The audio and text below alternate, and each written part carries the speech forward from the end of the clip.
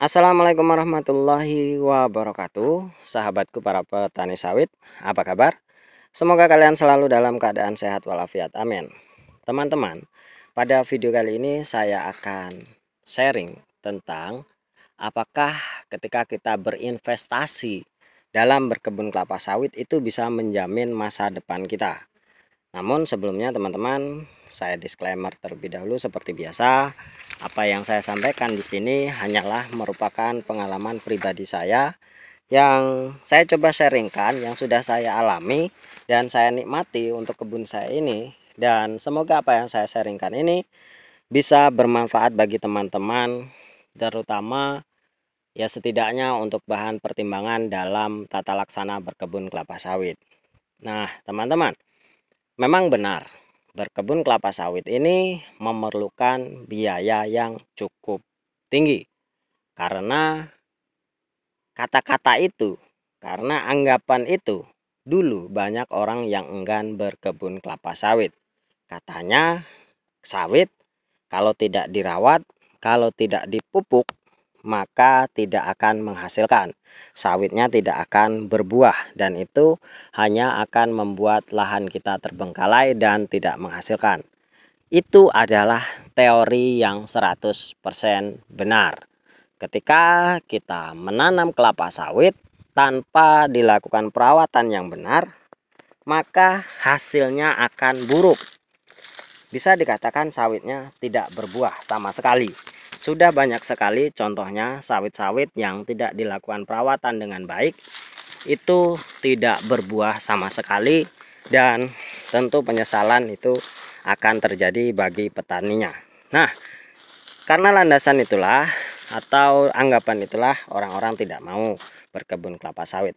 Namun seiring dengan berjalannya waktu, orang-orang sudah paham betul bagaimana tata laksana dalam berkebun kelapa sawit yang baik dan benar. Sehingga banyak orang-orang yang berbondong-bondong berpindah untuk berkebun kelapa sawit dan meninggalkan komoditi-komoditi yang lama, terutama komoditi karet.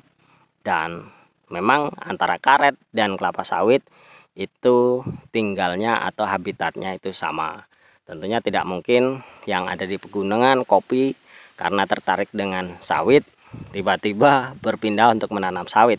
Tentunya iklimnya tidak cocok di sana, teman-teman. Ya, kita berbicara ya sesuai dengan akal sehat kita saja. Jadi teman-teman, banyak orang yang memang berpindah dari karet atau komoditi yang lainnya, kemudian beralih fungsi lahan mereka menjadi kebun sawit. Karena apa? Karena seperti ini teman-teman, anggapan yang dulu sawit tidak dirawat, sawit ini tidak menghasilkan, itu memang benar. Namun sekarang orang-orang sudah banyak yang pintar, sudah banyak yang mengerti bagaimana tata laksana berkebun kelapa sawit yang baik dan benar. Mereka pun berupaya mati-matian dengan cara mereka masing-masing membeli benih yang bagus, menyisihkan dari harta mereka untuk membuat kebun sawit mereka ini kebun sawit yang memang berkualitas. Yang pertama tentunya penggunaan benih yang baik. Nah, kesalahan yang sering dilakukan orang-orang terdahulu adalah menggunakan benih yang asal-asalan, karena memang zaman dulu akses untuk mendapatkan benih yang berkualitas itu memang cukup sulit. Dan sekarang sudah banyak akses yang bisa kita dapatkan untuk membeli benih yang memang berkualitas. Jadi orang-orang sekarang sudah banyak berlomba-lomba menggunakan benih yang memang benih dengan varietas yang unggul. Kemudian kesalahan yang kedua zaman dahulu itu adalah penggunaan jarak tanam. Nah, ini teman-teman, penggunaan jarak tanam yang salah inilah yang banyak sekali dilakukan oleh orang-orang yang terdahulu. Namun orang-orang sekarang sudah paham betul jarak tanam yang memang baik untuk dilakukan penanaman kelapa sawit. Dan sudah banyak sekali kebun yang sudah berproduksi dengan jarak tanam yang memang ideal dan memang banyak menghasilkan. Nah, teman-teman, berkebun kelapa sawit ini tidak sama dengan berkebun padi, tidak sama berkebun sayur-sayuran atau tanaman pendek lainnya seperti jagung, kacang, dan lain-lain. Kalau untuk kita berkebun kacang, berkebun atau bahkan berkebun karet, penghasilannya itu biasanya stuck atau mentok, atau biasanya ya kisaran segitu-segitu saja. Mereka hanya mengikuti harga dan hasil panen atau luas lahan yang ada.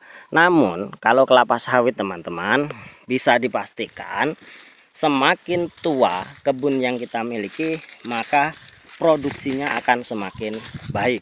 Itu yang terjadi. Apakah iya? Tentu itu bisa dibuktikan di lahan atau di lapangan. Banyak sekali kebun-kebun yang memang sudah cukup berumur, malah memiliki hasil tonase yang cukup tinggi. Nah, itulah kelebihan dari berkebun kelapa sawit. Namun syaratnya teman-teman, kita harus melakukan perawatan yang baik dan benar. Penggunaan benih yang bagus juga berpengaruh terhadap hasil dari produktivitas kebun kita. Kalau memang benihnya tidak bagus, ya semakin tua ya bisa dikatakan ya tidak terlalu menghasilkan, atau perawatan kita tidak maksimal, tidak melakukan pemupukan, hanya diambil buahnya saja, tentu produktivitasnya juga tidak akan maksimal. Jadi catatannya adalah ketika kita ingin menginvestasikan kebun kita untuk kelapa sawit, kita harus memulainya dengan cara yang benar. Itu yang terpenting. Lakukan dengan penggunaan benih yang baik, lakukan juga perawatan pemupukan yang baik, dan kemudian lakukan juga sanitasi yang baik. Apalagi di fase-fase kritis umur sekitar 0-3 tahun dan 4-5 tahun, itu harus benar-benar intensif dalam perawatan.